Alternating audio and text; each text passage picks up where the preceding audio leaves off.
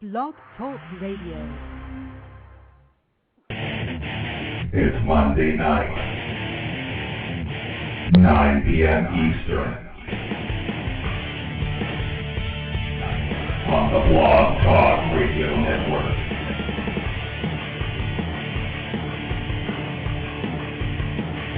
Once again, it's time for the most intriguing talk radio on the internet today.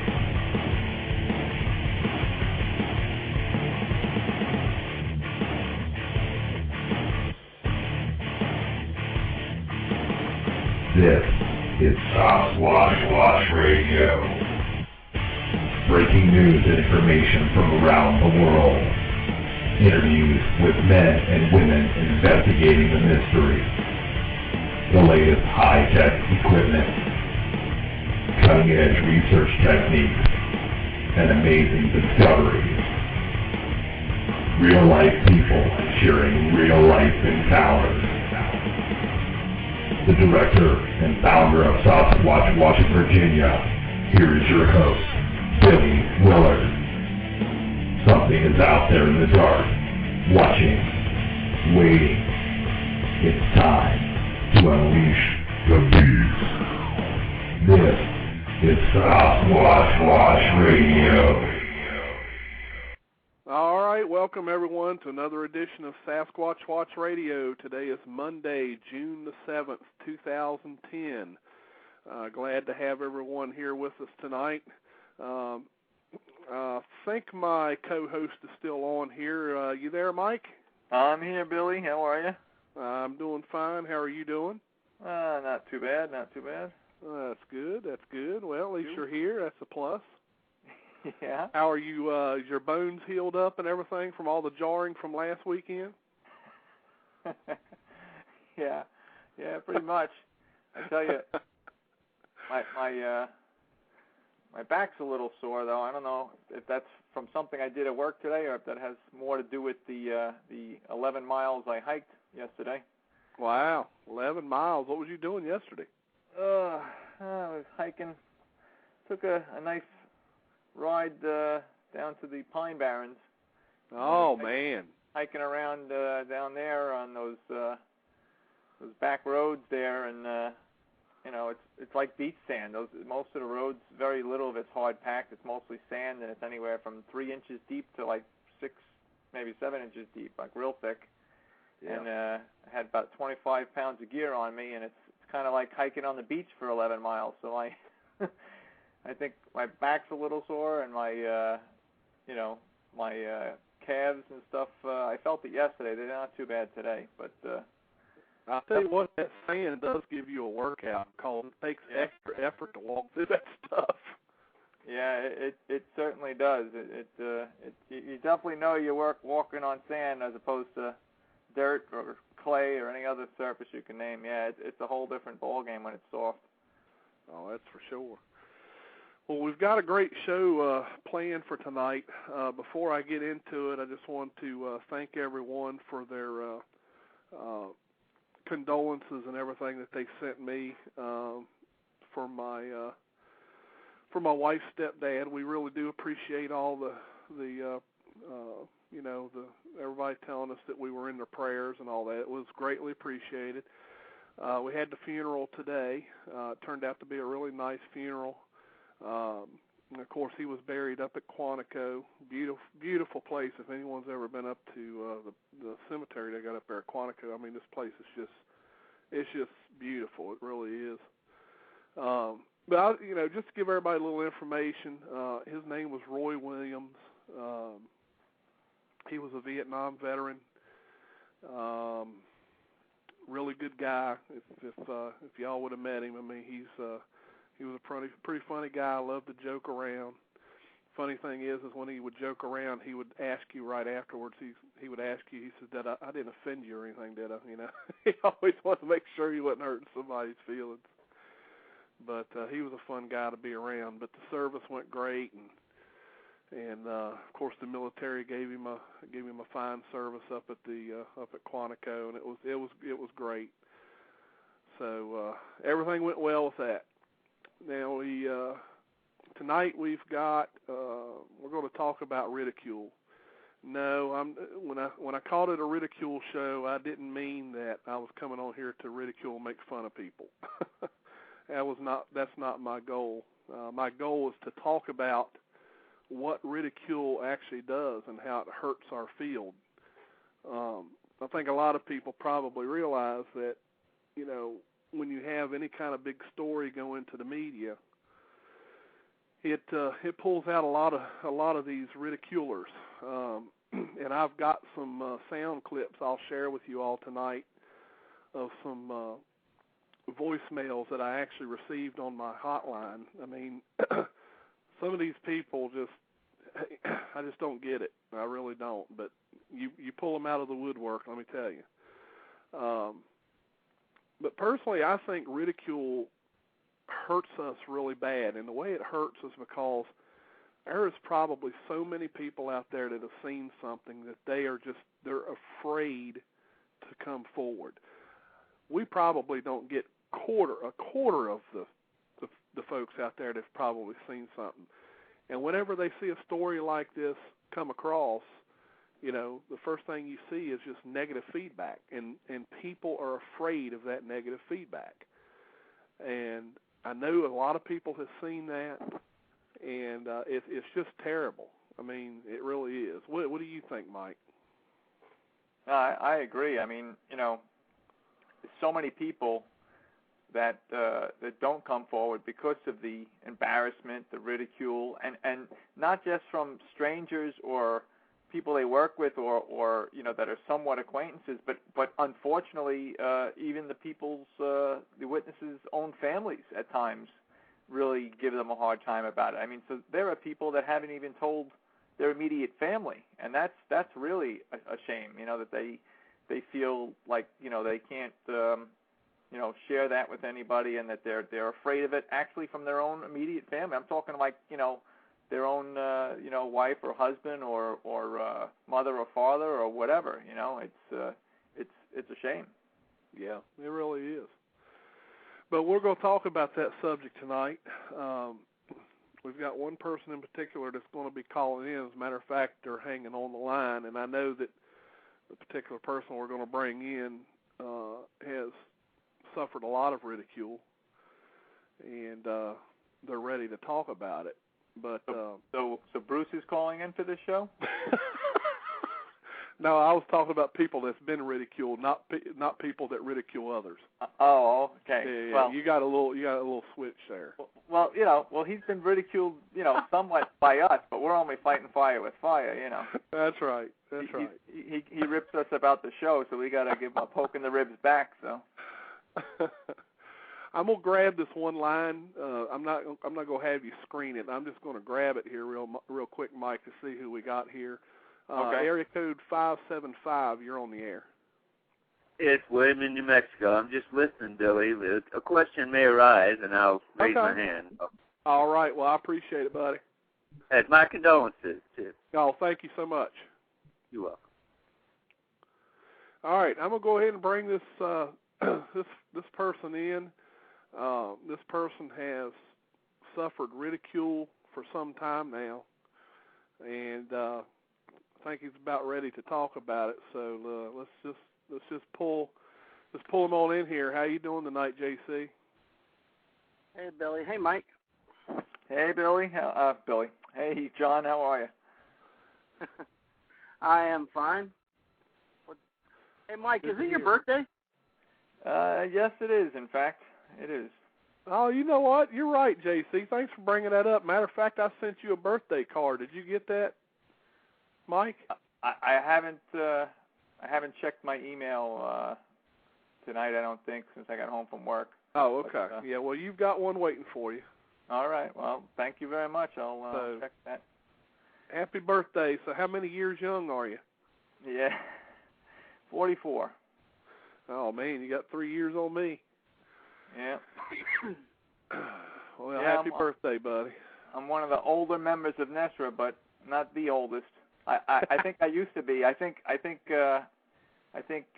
and I are the same age, so we used to be the two old guys in NESRA. But I think since Bill joined, he's got us beat by a few years.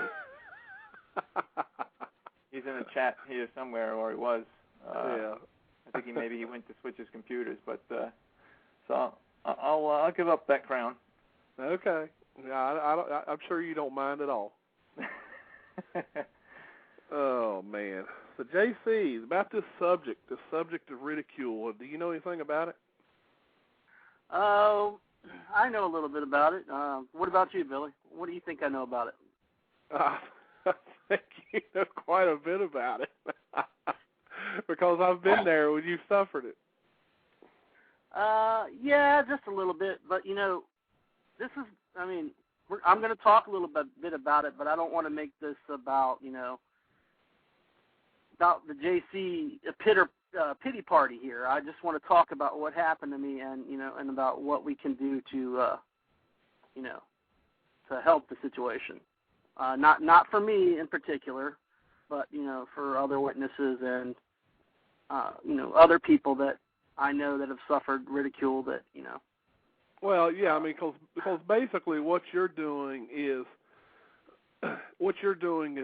giving us a general overview of the type of things an eyewitness suffers, and again, like you said, we're not talking about you in particular, because what has happened to you happens to countless of other folks who report this kind of thing, and it gets out, and certain people get a hold of it, and of course we all know what happens after that. So, go ahead and tell us a little bit about that. Okay, as everybody may or may not know, I had a Bigfoot sighting when I was a teenager. I was 17. The sighting occurred down in North Carolina, and I was in it. I'm going to go briefly over it, and because it's really not about the sighting.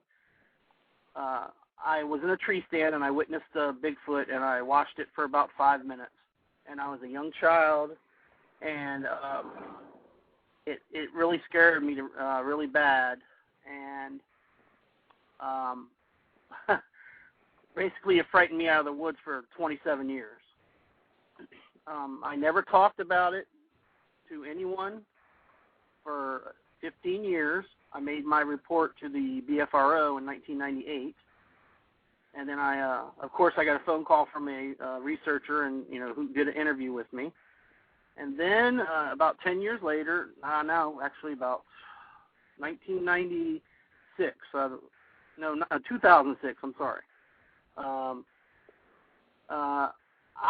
started getting interest in the subject, so I started visiting the Bigfoot forums. And I watched, I lurked on the Bigfoot forums and read and got a lot of information, and I made what I thought were a couple of friends on the Bigfoot forums. And I finally got the courage up to try to talk to a couple of them. And as you know, on the Bigfoot forums, that is probably the worst place that you could ever want to go and talk about a Bigfoot sighting. So, yeah. the ridicule, there's really even no sense in naming names because, let me say this. These people are supposed Bigfoot experts, okay? Since I've been involved in this, I've pretty much learned there are no Bigfoot experts, especially some that have never even had a sighting. Right. Okay. So, of course I got dogpiled on at the Bigfoot forums, and it wasn't a pleasant experience, and it scared me. And it didn't scare me, it angered me. It basically was on the verge of frightening me back out of the field again.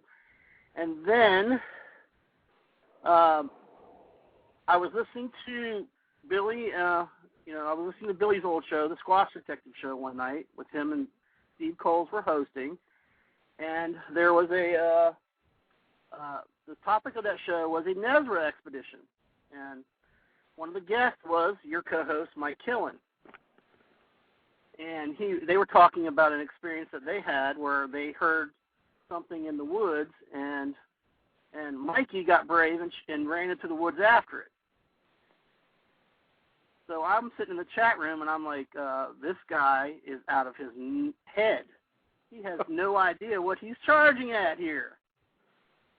So after the show, I struck up a little bit of a conversation with Mike, and we started a conversation about his situation. And Mike, you want to take it from here? What do you think? What went on after that, Mike? Well, I know we spoke a number of times after some of the shows.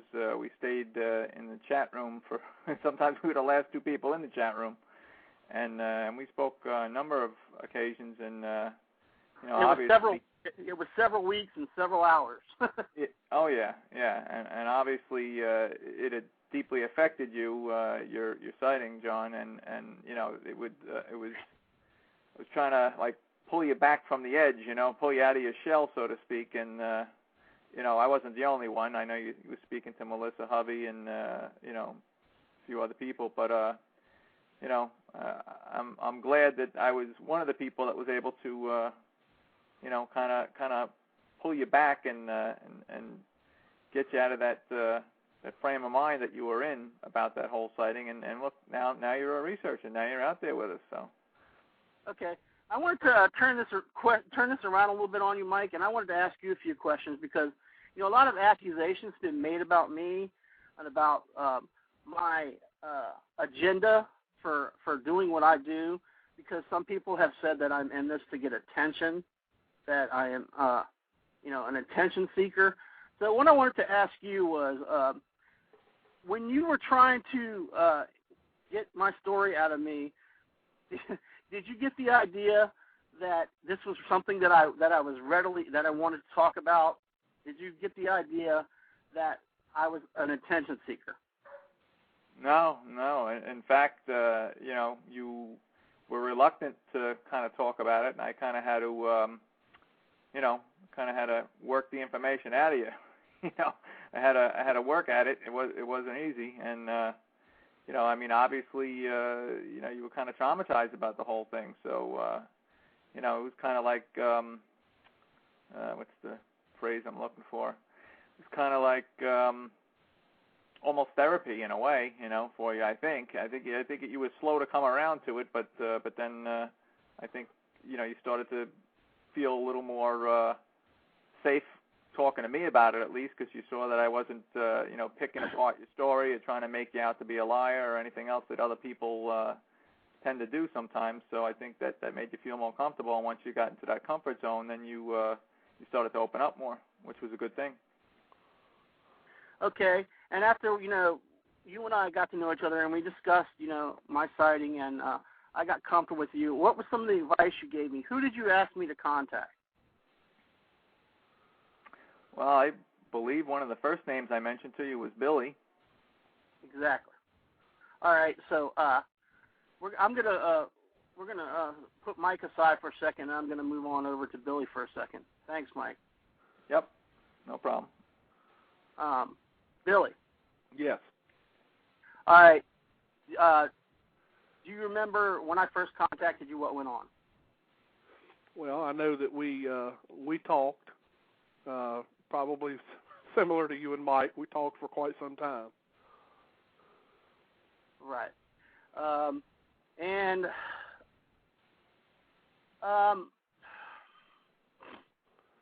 You tried to get me, you tried for probably, the better part of a year to get me to come out with you and Tom L. in the woods. Is that correct? It took quite a bit of convincing to get you in the woods, and as a matter of fact, I kind of feel bad, but then I don't. But we kind of tricked you in a way to get you out into the woods. But you. One thing that we had always discussed is that you hadn't been in the woods since you were 17 years old, and that was pretty obvious, especially when the place that we took you made you very uncomfortable. Okay, a lot of people, all right, now we're going to get back to some of the accusations against me. A lot of people have, made accusations that, that I am not, that my story is bullcrap and I am not I was not traumatized by what happened to me, and I was not afraid of the woods. Can you elaborate a little bit on how I was when you were trying to get me comfortable out there in the woods, please? Well, you were very jumpy. I do know that when we took you to the certain area where we had you supposedly looking for footprints on the ground, I could tell you were very reluctant to even be out there just because you were in an open field, but at the same time you were nervous because you were surrounded by woods. Quite honestly, I would describe it as someone that's probably about ready to piss their pants. Okay, fair enough. Well, Billy, we're not going to get away from the pretense here. Billy and I have become, in the last 3 years, we've become really good friends, correct, Billy? That's correct. You pretty much know me pretty well, and you know my personality. And am I the type of person that is difficult to read, or am I pretty much right out there in the open? No, you're very easy to read. As a matter of fact, and I'm sure you've recognized this when I know, we text each other kind of on a regular basis, and when you text certain things, I know what's going through your mind, and I call you. Okay. So, I'm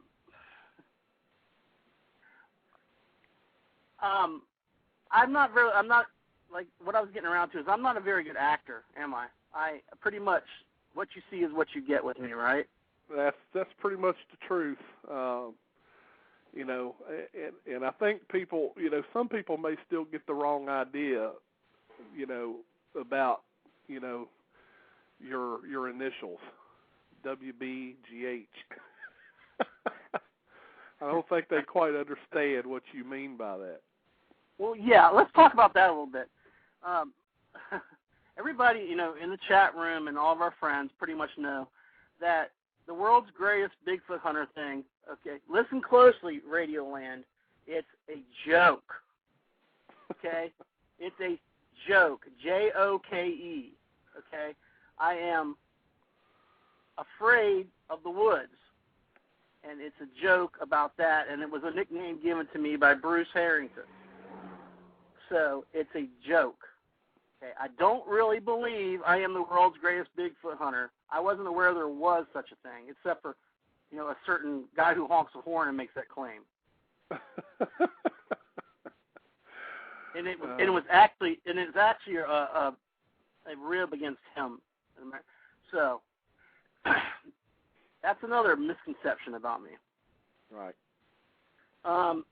Now, Billy, let's jump forward to last year, to 2009, May 2009, the 21st annual Ohio Bigfoot Conference. Okay.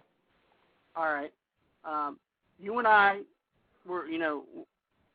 we of course had made plans to attend this conference, and you were scheduled to be a speaker there, correct? Yes. Okay. Was I scheduled to be a speaker at this conference prior to us arriving in Ohio? No, you were not. Okay. You were not scheduled to be a speaker. I was scheduled to be a speaker, and along the way down the road, me and you had a discussion, and I thought it would be a good idea for you to be able to stand up and tell your story. You were very reluctant to do so. You did not want the attention, and probably my fault, again, for talking you into doing it. Well, no, I was also asked to do it by Don, because, unfortunately one of the speakers didn't show up, and he needed to fill a little time in the program. So he asked me to get up and speak, and I told him, is this correct, Billy? I told him I would speak if it was a part of your presentation, because I was too nervous to get up there and speak on my own. Is that what I said, Billy, or not what I said? No, that's correct. Okay. because a lot of there's some misconceptions going around out there that that exacerbates this theory that I am an attention getter, that I was already planning on going to this conference to speak, and that is just simply not the case. Right. Of course, I got up there and I told my story, and I thought everything went well, and I was happy with just being able to get through it, and we returned home. Billy, why don't you talk about what happened after that? Well, I do know that there were. Unfortunately, JC, I know that you were mainly paying attention to the negative comments. But I will honestly say that there was a lot more positive comments than the negative. But we all have the tendency to remember the bad ones. I do know that there were a few people that had made some joking comments and that kind of thing. But for the most part, it was kind of funny. I mean, people were coming up in some instances and asking you for your autograph. Right. So it wasn't all bad, but I do know that the bad ones are the ones that hurt the most. Right, but we want to talk about the baddest one in particular, about the newspaper article that came out. So I wanted you to talk about that a little bit. You've got to remind me, because my head is completely baffled on because there's been so many different articles. New Zealand. Oh, yes. That was, we all had a little bit of a retaliation on that. We knew what the purpose was after the fact of those guys being there. We knew what their grand purpose was. And, of course, we know that there was an article there that, if I'm not mistaken, I believe the article you're referring to is the one that pretty much tried to accuse you of being gang raped by Bigfoot. Yep, that's pretty much it. Yeah. So, yeah.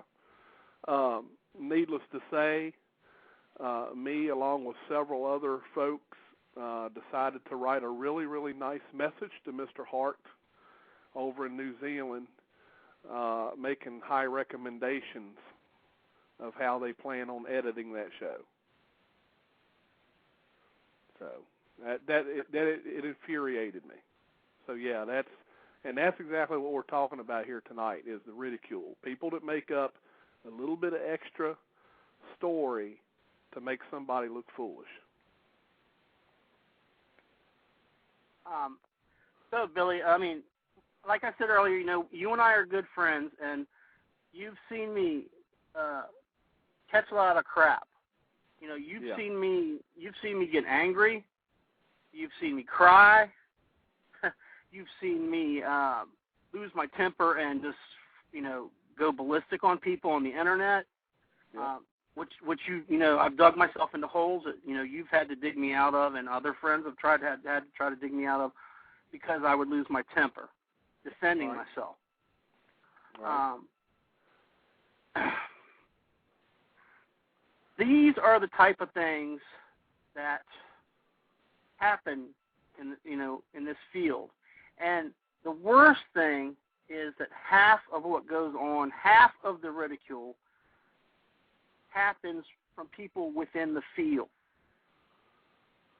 There are people in this field that they're so-called researchers that do nothing to further this research. They sit and they pick and they pick and they pick at people, at a witness's story, and they will find one little iota difference in the story I told this year and last year, and automatically I'm a liar. That's why when I tell my story, I have to be vague, which is ridiculous. I want to be as exact as I want to in telling the story, but if you go on the radio and you try to tell something to the best of your memory, people are going to poke holes in it and... Right. Well, just to make it clear, JC, again, this is the type of ridicule that everybody, and we know there's other people listening to the show right now that have also went through the same type of thing, and you know who I'm talking about. Yes, I do. It's ridiculous. Just think of how many more sighting reports, how much more possible evidence could be gained if this kind of stuff didn't happen. I've never asked anybody to believe me. I've never asked, I don't care if you say, John, I don't believe you saw what you think you saw. That is different than saying, John, you are a liar, and John, you are crazy. Right. They are two different things. And the way that people get treated in this field is ridiculous, especially witnesses, our most valued asset in this field. And the sad part is a lot of it is done by the researchers. Yep. Yeah, that's true. And I do have something I'd like to add about what you said earlier. When you talked about how certain people will come and ask you, pretty much the same questions and maybe get a little bit of a different response or whatever, anything they think if somebody slips up with a minor detail, they think that automatically you're a liar. I'll give you a prime example, of this is something else a lot of people think. A lot of people think that, let's say, for example, I had a sighting, and Mike also had the same sighting. We were together. Let's say me and Mike were together, and we both had a sighting. Well, I might see certain things in my sighting that Mike didn't see in his sighting. I might have been keyed in or focused in on a particular part of this creature, maybe the hair color, maybe the shape of the head, maybe the hands, maybe the feet, who knows, whatever it is. And I might bring out those details. And then Mike, on the other hand, for whatever reason, he was more interested in seeing if he could see protruding ears or a protruding nose from the face, or maybe what color the eyes are, if he can see that, So there may be certain things that Mike is focused on that I'm not. But just because we have two different descriptions doesn't mean that we didn't see the same creature. It just means that we saw things differently. The same thing's true even in a police investigation. They can have a murder investigation, and someone, two people will be in one spot, but they'll give a completely different description of the person they think done it. So it all works that way. Okay, there's something else I wanted to get into for just a second, Billy. Okay. You and I have been on a lot of long car trips together, right? Going to different areas, going squatching, right? Yes. Okay, a lot of long, hours we've spent driving in the car. Yes. Is talking about Bigfoot one of my favorite subjects? No. As a matter of fact, it's one of the things that we rarely discuss. We usually discuss friends, the good times that we have, our daily lives, some of the irritations in our daily lives, the typical things that people discuss.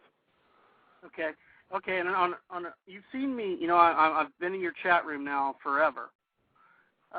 Do I discuss Bigfoot in your chat room? Very rarely. Right. Okay. Bigfoot is not my favorite topic. I do not like to talk about Bigfoot. Bigfoot is not a passion of mine. Okay? So for people to say that I am in this for attention, to further myself in this field, and Mike knows it, all the people in the chat room know, that is the stupidest thing anybody could ever say about me in regards to the Bigfoot. Right. I don't care. Billy, when we go out in the field, do I care about looking for Bigfoot. No. Am I out there? No, you've told me on several occasions that, well, you've told me two different things. Jokingly, you've told me you're there for the women. Right. And then secondly, you've told me that you're there to be with your friends.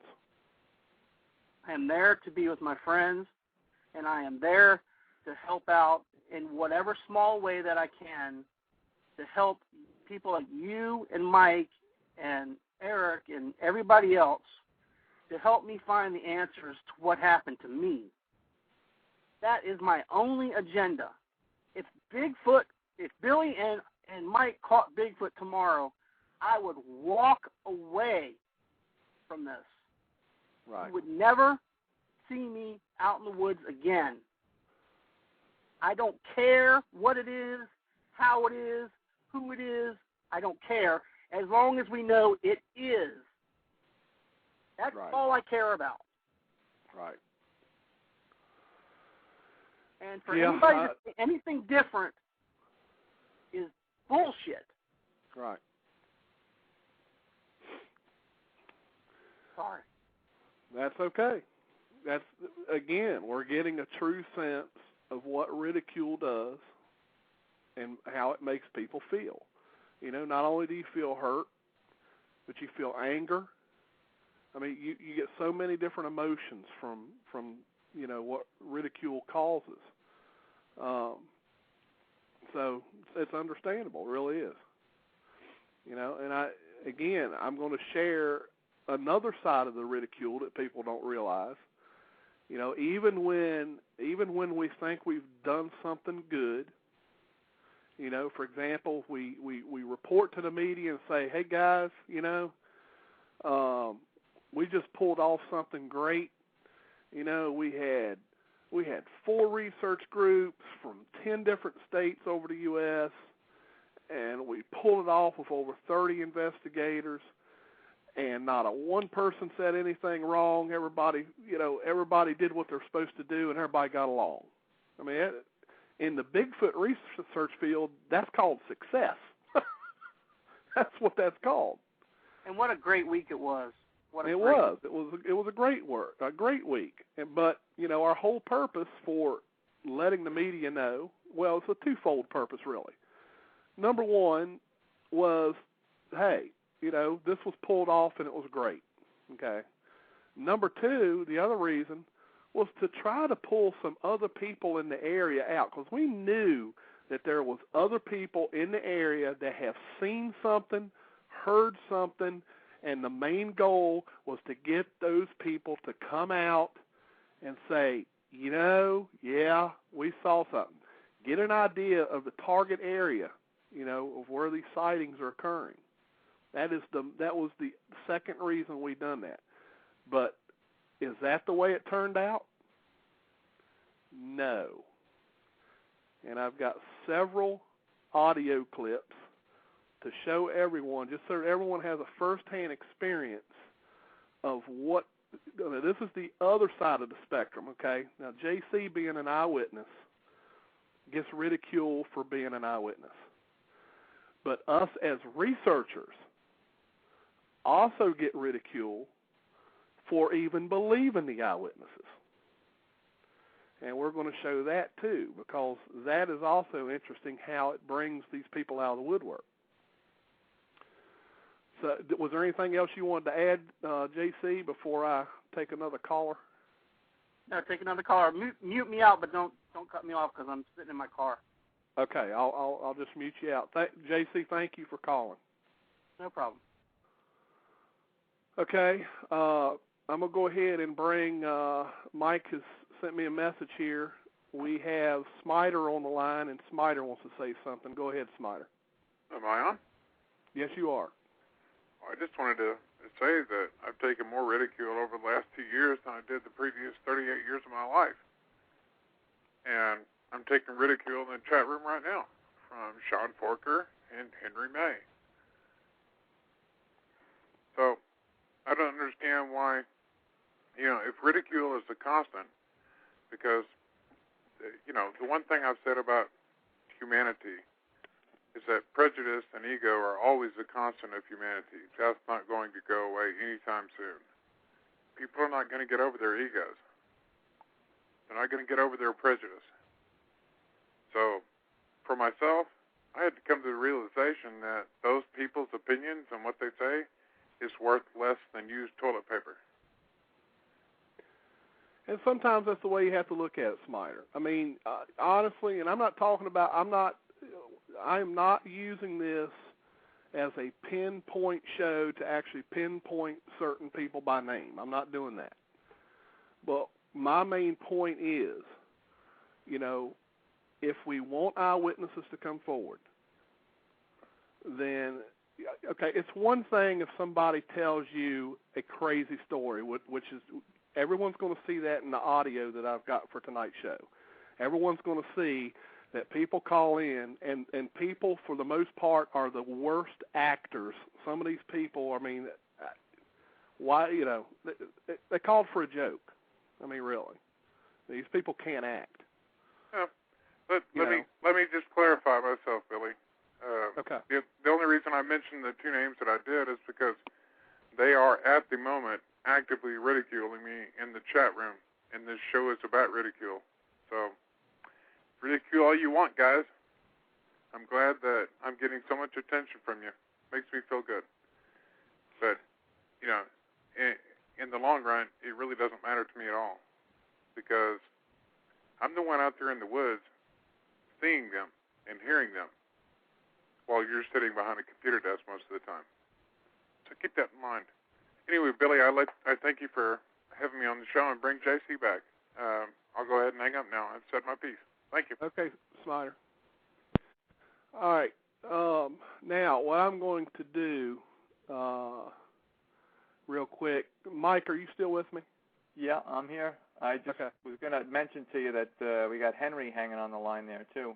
Okay, which one? Oh, I see it. Never mind. Bottom caller there, yeah. Yeah. Have you screened any of the others? Because, I mean, I know who the 757 is, JC.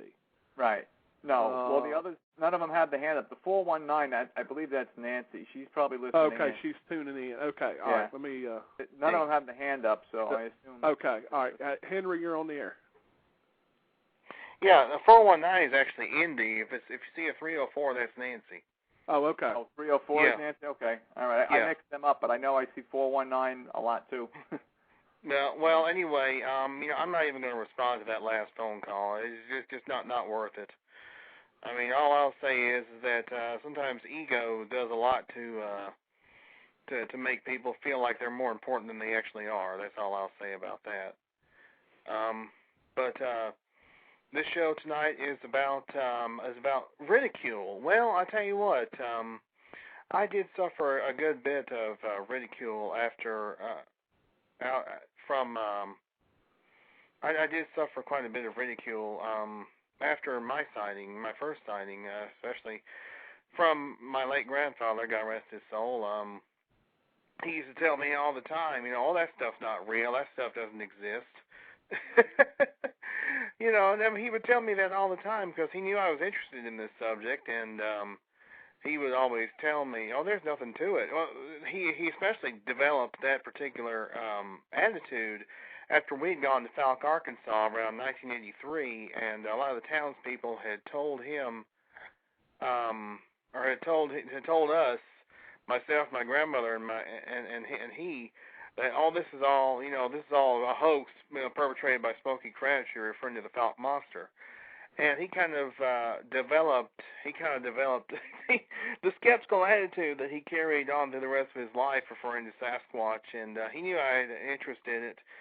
But I mean, he would ridicule me, and I don't know. I can never be sure if it was all in good fun or if it was just, I don't know. But anyway, I mean, I did suffer a good bit of ridicule from him, and I've suffered ridicule from others who you know, have questioned my sightings. It doesn't really bother me anymore. I mean, because I know what I saw, and that's all I can say. You know. That's all I can say is that I know what I saw, and that's all witnesses can do is say, hey, we know what we saw. We know we're not crazy. Right. You know, and it's always good that we share that particular I don't want to say affliction, but we share this particular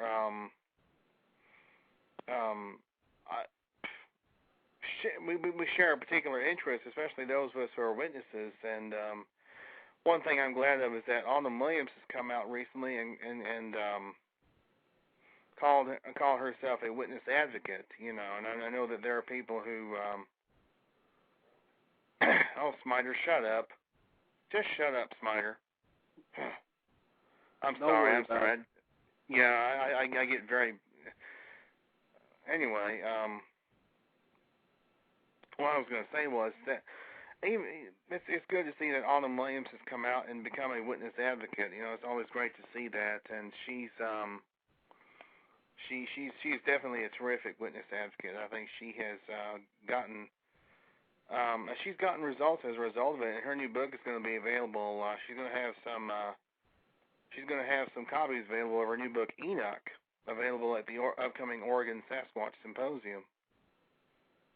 So, yeah. Cool deal. Yep. And, of course, we've all seen her videos, the videos that she did on witnessing, the recent videos that kind of stirred up the Bigfoot community. Billy, you know which ones I'm talking about.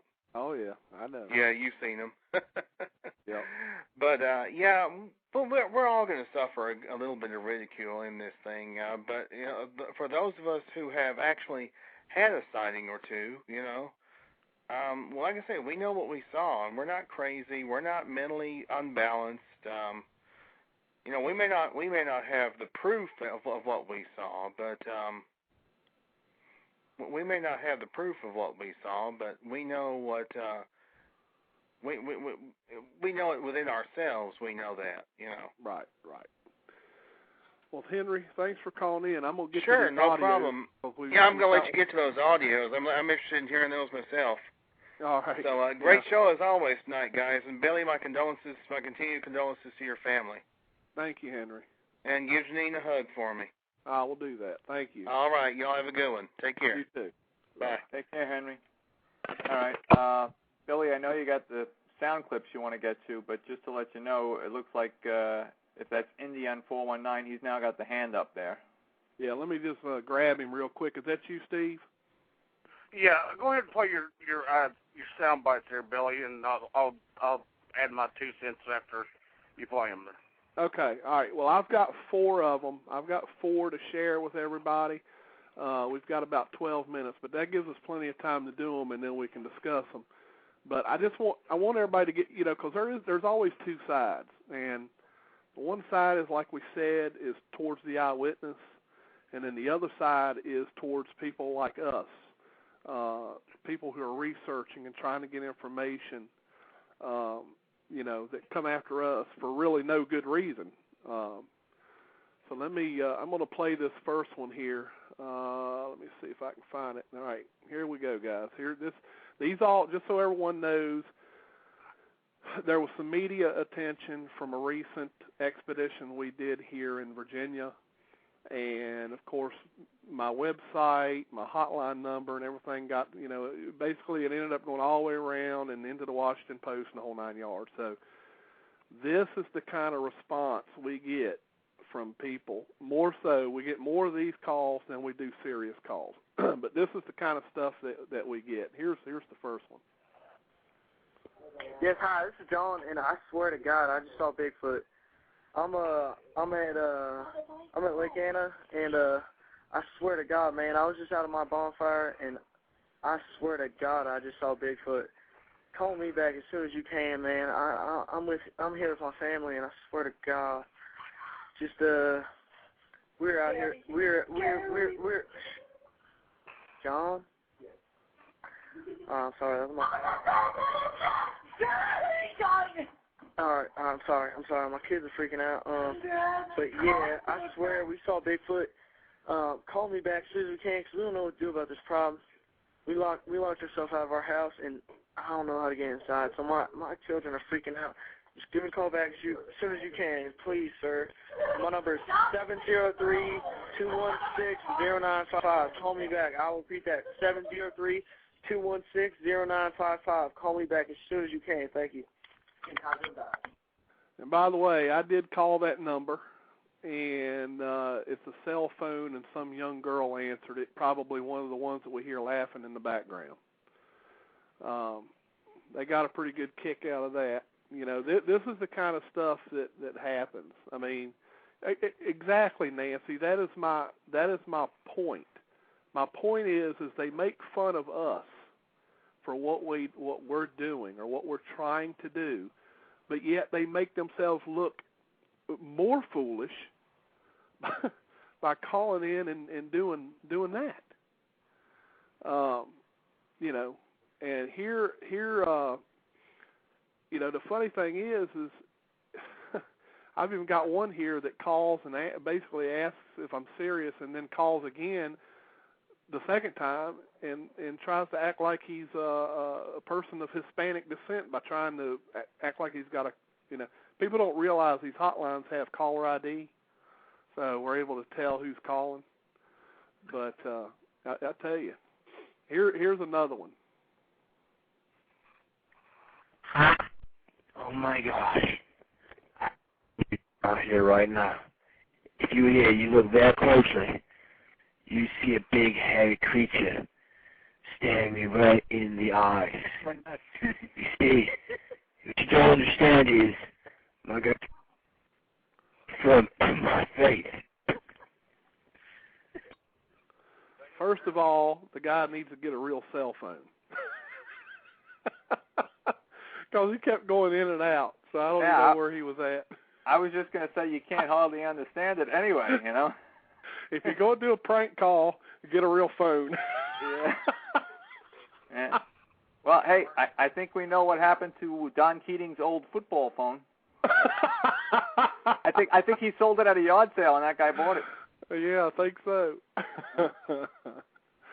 Here's another one. I really need to know if you're serious or not about this, because this is one screwed up, like, business you're running here. Like, do you really believe these creatures are real?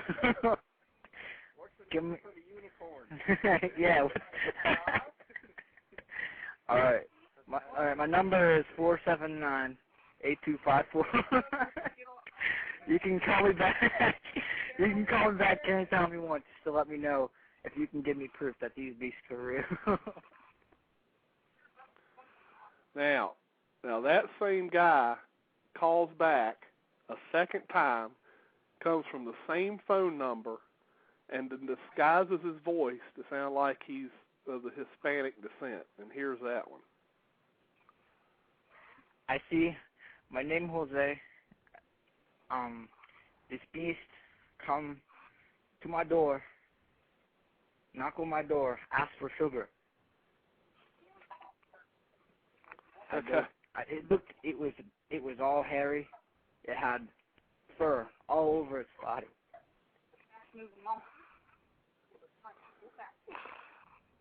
So there you have it. That's the kind of calls, you know, that you get on the hotline. You know, first he makes a call, wants to know if you're serious, and then secondly follows it up with a prank call and disguises his voice. You know, so the eyewitnesses suffer ridicule. The researchers suffer ridicule from people that see the news stories or the TV article, you know, TV shows, whatever.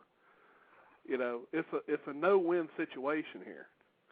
You know, and you can't get eyewitnesses to come forward because they hear and they see that stuff, and they don't want to suffer it. I mean, they don't. So I can understand why no one wants to come forward with any sighting whatsoever. What do you think, Mike? I'm sorry, Billy. I was reading something in chat here. I heard part of that. I mean, it's just, I'm just saying it. That's the reason why witnesses don't want to come forward, because they see this stuff, they hear this stuff, and they don't want to be a part of the joke. Yeah, well, like I said earlier in the show, at the beginning of the show, I mean, there's people that are afraid to tell their own family because they feel that they would be made fun of and not believed, and, you know, their own family would look at them like, you know, what's wrong with you? What are you talking about? You know, and thinking they better get you to a rubber room, you know, and that's your own family, much less strangers or, you know, somewhat acquaintances, you know, neighbors or people that you just know, you know, around town or whatever. I think it's a real shame, and like you said earlier, I mean, think how many more people out there have had experiences and encounters, and think how many more chances we might have had to get maybe a hot lead on a fresh sighting that maybe just happened, but nobody will come forward with it. So many people will come forward 10 years later, 20 years later, because it takes them that long to decide that, hey, maybe they should say something. By then, it's a cold sighting, so, you may never find anything in that area. That's right. That's exactly right. Now, since we got Steve on the line, Steve, did you have anything to add to that? Yeah, these little bastards are calling like I should be beaten to death with a little butt slugger. Well, I mean, that's the kind of stuff we deal with, Steve. I mean, give me the phone numbers. I'll go take care of it. That kind of crap is ridiculous. I mean, granted, the first thing I learned when I got into this thing, you have to have a thick skin. Right. Okay. It doesn't give a damn what Joe Blow down the street who has his own Bigfoot group saying about you. It don't matter. As long as you know what the hell you're doing and you know that you're not out, perpetrating hoaxes and you're not out lying about sightings and all this and this and this, it doesn't matter what jackass says about you. You've got all this ridicule and stuff coming from other researchers and crap. You've got to learn. I'm trying to censor myself tonight, so if you notice, I kind of almost slipped on that one. But you've got to realize that why are these people mouthing crap off about you? Well, because maybe you're doing something that they're not, and they're jealous about it. Right. Or maybe they're pissed off because you're friends with a certain group that they don't like. It's all there's never going to be an end to the ridicule. I mean, let's just face facts. Right. Maybe in a perfect world there would be, but come on, people, this is Bigfoot. This isn't real life. Right. There's more to life than running around out in the woods trying to find an 8-foot tall hairy thing. Right.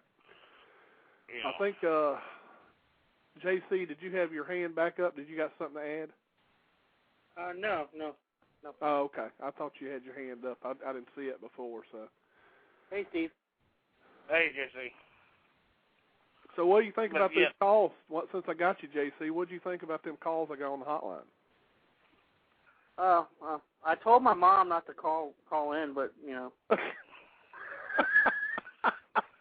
Well, she's good at imitating a male voice, I can tell you. Hey, you haven't seen my mom. Oh, man. Hey, Billy? Yeah.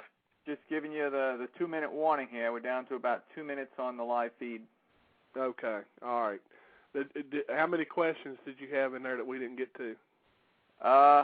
Honestly, I really didn't see much in the way of questions. I was kind of caught up in this whole banter back and forth here. We got a bit of a situation in there, but so far nobody's resorted to really using any bad language, and if they do, I'm going to bounce them. But I've been That's because I'm not in the chat room. Oh, my hair. Yeah. Well, that's a whole nother issue for another show.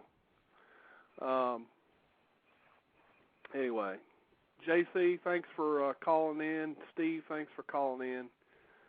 No problem, buddy. I'm sure we can bring up this topic another time because it's going to continue. It's never going to stop, and unfortunately, it's bad for us all because this kind of reaction just doesn't give us the results we want, and that's the result of getting new sightings, from areas. So what can you do? So we're down to about our last minute. Happy birthday, Mikey. Yep. Thank you, JC. Happy birthday, Mike. Is he an old man now or what? Thanks, guys. Appreciate it. Yeah. All right, so I want to thank everyone for being on the show tonight. Come back next Monday night, 9 p.m. Eastern. We'll have us another guest on the show. Thanks, everyone, for all the prayers and the condolences. I appreciate it a lot. And I don't have anything else. Do you have anything else, Mike? No, not really. I thought Okay. I just saw a question, but we're at the end of the show anyway. All right. Yep, that's true. I think we're off now. So, all right. Well, thanks a lot, everyone, for calling in. Thank you, Mike, for being a wonderful co-host, as you always are. You're welcome. And we will see everyone next Monday night, 9 p.m. Eastern. Good night, everybody. All right. Good night, guys. Good night. A legend passed down through the generations. A myth to some, reality to others. Thousands claim to have encountered this creature from all around the world. Footprints discovered, unidentifiable hairs collected, unusual sounds recorded. Something is out there. Sasquatch Watch Radio. Monday nights, 9 p.m. Eastern, on the Blog Talk Radio Network, interviewing the men and women researching this phenomenon, the latest news and information, research techniques, and cutting-edge technology. True terrifying encounters, as told by those who have experienced them. Monday nights, 9 p.m. Eastern, on the Blog Talk Radio Network. Your host, Billy Willard of Sasquatch Watch of Virginia, brings you the most riveting discussions on the internet today. blogtalkradio.com/Sasquatch Watch Radio. Monday nights, 9 p.m. Eastern, Sasquatch Watch Radio. The truth is out there. Welcome to Sasquatch Watch Radio.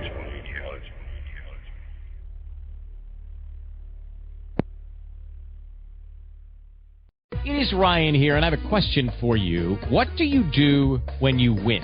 Like, are you a fist pumper, a woohooer, a hand clapper, a high fiver? I kind of like the high five, but if you want to hone in on those winning moves, check out Chumba Casino. At ChumbaCasino.com, choose from hundreds of social casino-style games for your chance to redeem serious cash prizes. There are new game releases weekly, plus free daily bonuses, so don't wait. Start having the most fun ever at ChumbaCasino.com. No purchase necessary. VGW Group. Void where prohibited by law. See terms and conditions. 18+.